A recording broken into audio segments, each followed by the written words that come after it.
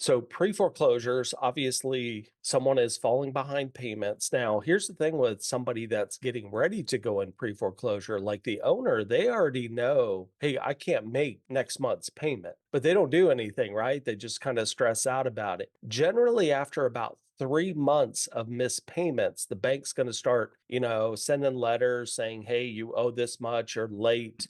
The problem starts when that first missed payment because now there's late fees, now there's penalties. So this debt is actually just getting bigger for us. Once the bank figures out, hey, they haven't made any kind of arrangements, they're not making the payment, that's when they're actually going to file a lawsuit against the owner, which is a lis pendens that's going to get filed down at the county level. Once that notice is filed, that becomes public notice to people like us. So I'll jump into REIPro and I'll say, okay, what's new? What leads fit my buying criteria and how much time do we have? Because generally, when that notice is filed, and this is not in all cases, they're going to schedule an auction date. And what takes place at the auction date, and this could be 3 months out, it could be 1 month out. Some states, it could be 2 weeks out. But what happens at the auction is the bank will place that first minimum starting bid. If nobody outbids the bank wins the property back and becomes bank owned, or what we call real estate owned, REO. At that point, now they're going to have an agent list the property, try to sell it for as much as they can to get it off the books, because a lot of people don't know every dollar the bank takes back in real estate, they can't loan out $3 in car loans, personal loans, Wow. mortgages. And so this Huh. becomes a huge liability. And at the same time, the bank has to pay the taxes, the insurance, they got to potentially change the locks. I mean, there's a lot of expense that goes into this. The bank can't make money by taking properties back. Banks have to be what's called liquid. They only make money by loaning you and me money, Mhm. right? So they make it off that interest. Our goal as a real estate investor, number one, is to stop the foreclosure. To stop the foreclosure, number one, we could either just cash the owner out, buy the property as is condition, we own the property. Option number two, which is going to happen the majority of time, is that we're going to make up those back payments, whatever that penalty amount is, in order to bring the loan current. Once the loan is current, it stops the whole foreclosure process. There is no auction anymore. In that case, I would have the owner deed me the home. I'm going to continually make payments on the home. I'm going to fix up the home. I'm going to put it back on the market, resell it. Once I resell it, it's going to pay that original mortgage off.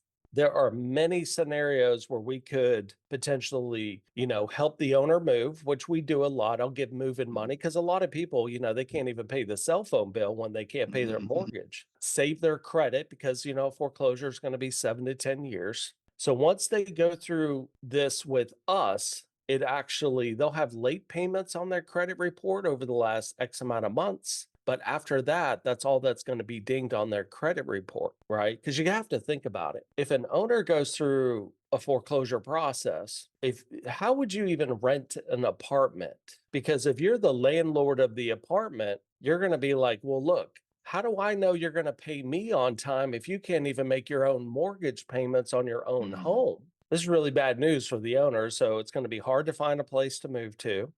It's going to cost you money to move, and you're going to have this damage on your credit report. We can stop that entire mess. And that's the important of understanding, how do we connect these dots by investing in pre-foreclosure. See, look, people have problems all the time. We all go through problems in life. It happens to all of us. I get asked all the time, if somebody has equity in the property, why don't they just sell the property before it goes to auction? Sounds so simple. We have so many people that do nothing. It's almost like they're in denial. The person that sits there is like, they get so worried about what's about to happen that they do nothing. And it just gets closer and closer and closer. And finally, they just give up. All of those properties that are bank owned used to be in pre foreclosure. Now, some of those deals wouldn't work out financially for an investor because maybe there's no equity in the property. But every single one that we've done, the ones that my students have done, they have all made money. I want you to think about how many people you help in this process. You ready? Number one, just by you having the knowledge about how to connect the dots with somebody in pre foreclosure, you're going to be able to save the owner's credit, right? So you're going to bring the loan current, save their credit. You're eventually going to pay off that loan. You're going to hire contractors that are going to fix up the home, the electrician, the plumber, the HVAC people, the handyman, the general contractor. You're going to help all those people by fixing up the home. The attorney that represents the bank, we're actually going to bring the loan current so they actually get paid.